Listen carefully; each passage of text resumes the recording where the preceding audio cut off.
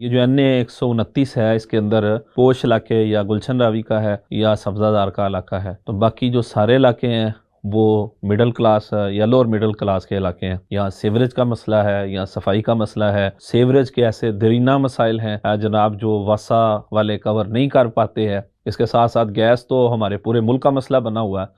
तो ये जो आबादियाँ बंद रोड के पार हैं, बारिश आ जाए तो कोई बंदा वहाँ जा नहीं सकता और जनाब रास्ता बंद हो जाता है, कोई एम्बुलेंस नहीं गुजर सकती, कोई बंदा नहीं गुजर सकता और बच्चों को स्कूल जाने के लिए सड़क पार करना पड़ता है। स्कूल हैं तो यहाँ सरकारी वो बाहर हैं और जनाब सरकारी हस्पताल आम आदमी की पहुंच से बाहर हैं, उनकी ज़रूरियात पूरी करने से कासिर हैं। जो बड़े हॉस्पिटल हैं जिन्हें टर्शरी केयर हॉस्पिटल कहते हैं, उनमें से कोई भी NA 129 में नहीं है। तो NA 129 में ये समनाबाद वाला है या सब्जादार में है, तो ये तो हल्के की ज़रूरियात पूरी नहीं कर सकते ये दो। इसके साथ साथ जो लोगों की ज़रूरत है वो छोटे हेल्थ यूनिट हैं, वो तो हर यूनियन कौंसिल की सतह पे होना चाहिए जहाँ लोगों को प्राइमरी केयर मिल जाती है लोगों को, तो वो भी नहीं है, ना होने के बराबर है और लोग प्राइवेट क्लिनिक में जाके धक्के खाते हैं। हम गवर्नमेंट की बात करें तो इस हलके के अंदर गवर्नमेंट की कोई यूनिवर्सिटी नहीं है और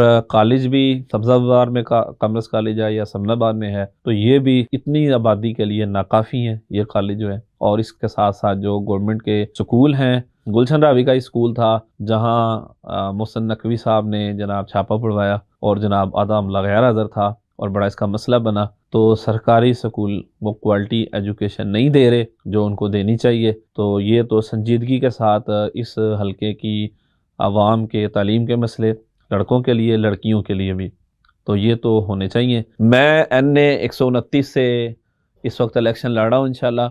तो मैं NA 129 की आवाम को ये अपील करता हूँ कि आप अल्ज़ाम तराशी, प्रोपेगेंडा और लेग पुलिंग की सियासत से निकल के खिदमत की सियासत के लिए पाकिस्तान मरकज़ी मुस्लिम लीग का साथ दें, हमारे साथ शामिल हों।